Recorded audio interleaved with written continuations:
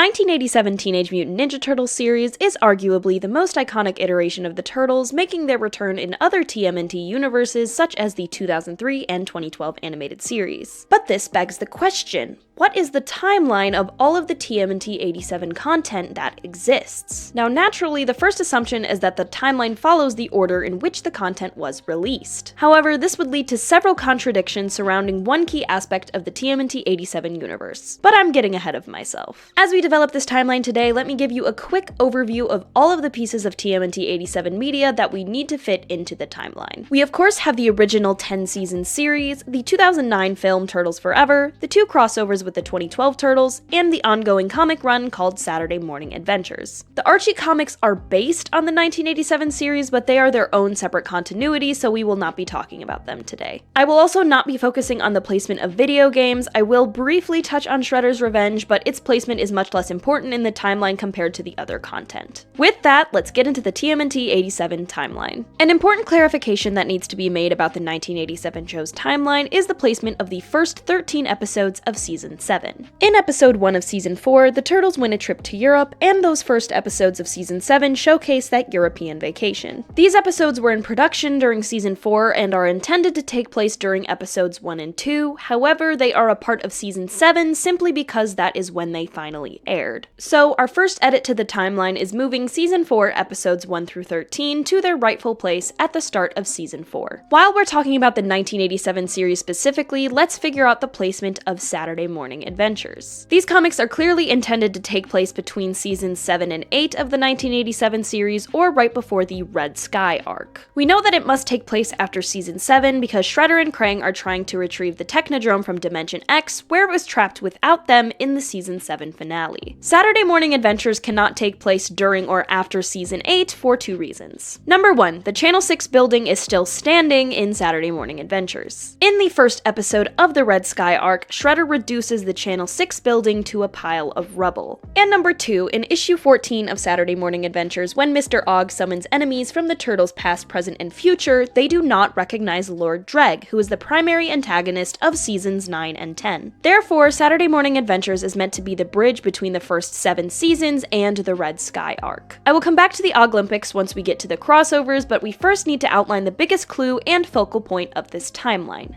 the Technodrome. Throughout the 1987 animated series, the Technodrome is found in several different locations. In Season 1, it is located underground and gets trapped in Dimension X in the finale. The Technodrome returns to Earth in Season 2, getting trapped underground once more. It travels to Dimension X again for Season 4, is buried in ice at the North Pole in Season 5, and sinks to the bottom of the ocean for Seasons 6 and 7. A lot of crazy stuff happens to the Technodrome once it ends up in Dimension X again for the Red Sky arc, but the important thing to know is that it is horribly damaged and Shredder and Krang no longer have access to it. The 2012 animated series features the Technodrome in both of its crossovers. In Transdimensional Turtles, the Technodrome is located in Dimension X. This episode merges 1987's Dimension X and 2012's Dimension X into one entity, so we are still looking at the Dimension X from the 1987 series. This means Transdimensional Turtles must take place during Seasons 2 or 4. However, in the second 2012 crossover, the Technodrome is no longer located in Dimension X and is instead underground, like it is in Seasons 1 and 3. Based on both sets of turtles recognizing each other from the previous adventure together, we know that Transdimensional Turtles must take place before the 3-episode arc from Season 5 for the 1987 Turtles, like it does for the 2012 Turtles. The only way for the Technodrome to be in Dimension X for the first crossover and underground for the second is if Transdimensional Turtles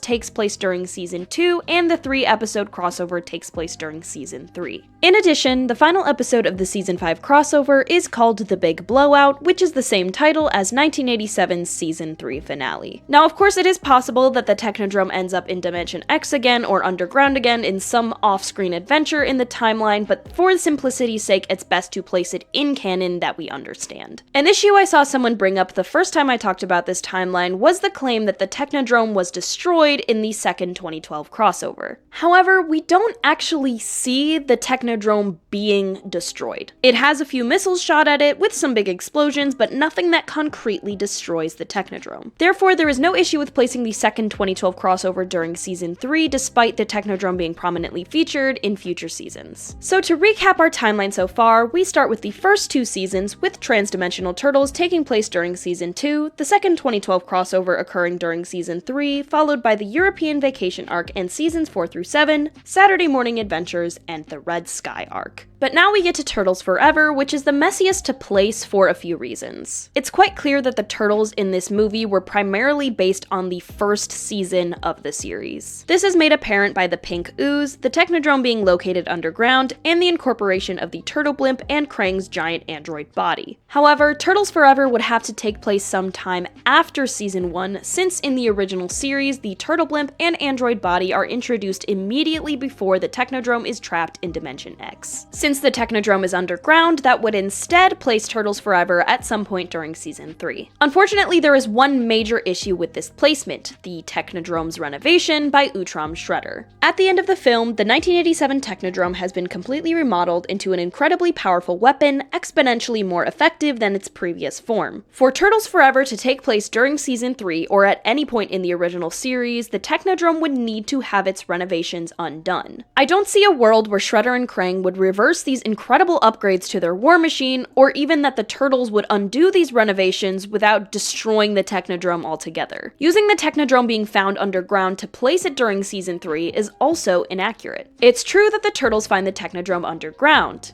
in the 2003 dimension. Immediately before it is transported out of the 1987 dimension, we see it roaming around on the surface. The Technodrome is also completely functional during Turtles Forever, whereas in Season 3 it lacks sufficient power to escape the Earth's core. Additionally, in issue 11 of Saturday Morning Adventures, Shredder begins to summon the Technodrome from the future, this future Technodrome being the renovated Technodrome from Turtles Forever. All of this considered, Turtles Forever must take place at the end of the timeline. It is much more reasonable to assume that at some point between the series finale and Turtles Forever that Shredder and Krang managed to return to Dimension X and repair the Technodrome, than assuming that all of the renovations from Turtles Forever were undone or an entirely new Technodrome was built. Unfortunately, placing Turtles Forever at the end of the timeline isn't particularly satisfying from a narrative perspective. Although there is nothing that deliberately contradicts this placement, the way the 1987 Turtles are written aligns more with this being their first interdimensional escapade. They don't seem to realize that they're in a different dimension at first, and it would make more sense for them to gain the knowledge of Turtle Prime, the Mirage Turtles dimension, from their adventure in Turtles Forever as opposed to Transdimensional Turtles. However, the Technodrome renovation is too big of a continuity issue to ignore. It's also pretty universally understood that the 1987 Turtles portrayal in Turtles Forever isn't wholly accurate to the way that they behave in the series. A friend of mine actually headcanons that they intentionally behave this way in order to mess with the 2003 Turtles. With Turtles Forever being placed at the end of the timeline, this wouldn't be their first time meeting their dimensional counterparts. Considering how much the 2012 Turtles belittled them for not being sufficient ninjas, I could see a world where they intentionally adopt that characterization in order to mess with the 2003 Turtles. This altered behavior could in turn account for the minute inconsistencies with the rest of the timeline. But how do we go from Shredder and Krang having no Technodrome in the series finale to having a fully functional Technodrome in Turtles Forever? I propose that the link between the series finale and Turtles Forever is actually Shredder's revenge. In Shredder's revenge, the Technodrome gang is working to reassemble Krang's android body. This aligns with the fact that the android body exploded in the series finale. We don't see this on screen, as it is sent with Lord Dreg into what is presumably Dimension X, but the state of the android body aligns with the villain's mission in Shredder's revenge. Additionally, and more importantly, the Technodrome is located in Dimension X and is severely damaged. Although the Technodrome has moved in and out of Dimension X a few times, we don't see it in this heavily damaged state until the Red Sky seasons. Therefore, it would make the most sense that Shredder's revenge takes place after the android body and Technodrome are damaged, but before they are fully functional again for Turtles Forever. There is one last crossover that I haven't addressed that comes from Saturday Morning Adventures, issue 13, where the Turtles face off against other versions of themselves. They actually did a fantastic job of writing this issue in a way that doesn't affect any of the other crossovers or the timeline as a whole. whole. First, the turtles that they fight aren't actually those turtles from other dimensions. They're dreams manifested as their dimensional counterparts. This means that it wouldn't have an effect on any of those other continuities characters. Similarly, the 1987 turtles themselves have their memories wiped of the entire Olympics. Therefore, any turtles they encounter in crossovers that take place after Saturday morning adventures, such as Turtles Forever, would essentially be their first time encountering those turtles. Additionally, prior to their memories being erased, the 1987 turtles don't show any recognition or lack of recognition for any of the other turtles that they face. They are generally surprised to be facing turtles from all these different dimensions, but none of it implies whether or not this is their first time interacting with any of them. Therefore, the Turtles crossover from Saturday Morning Adventures has no bearing on the placement of any of the other crossovers in the timeline. With all of that in mind, here is the final timeline I propose for the 1987 Teenage Mutant Ninja Turtles series. We start with seasons 1 and 2, with Transdimensional Turtles taking place during season 2. The second 2012 crossover happens during season 3, followed by the European Vacation arc and seasons 4 through 7. Next is Saturday Morning Adventures, followed by seasons 8 through 10, Shredder's Revenge, and finally Turtles Forever. Let me know what you think of this timeline and if there are any other clues or inconsistencies I may not have addressed in this video. I've had this timeline kind of circulating in my head for a while now, so it feels good to finally have it organized and presented in a way that is a bit more coherent. But that's all for this video. Stay tuned for more Turtles and other animated series talk. Thanks for watching, and I'll see y'all next time.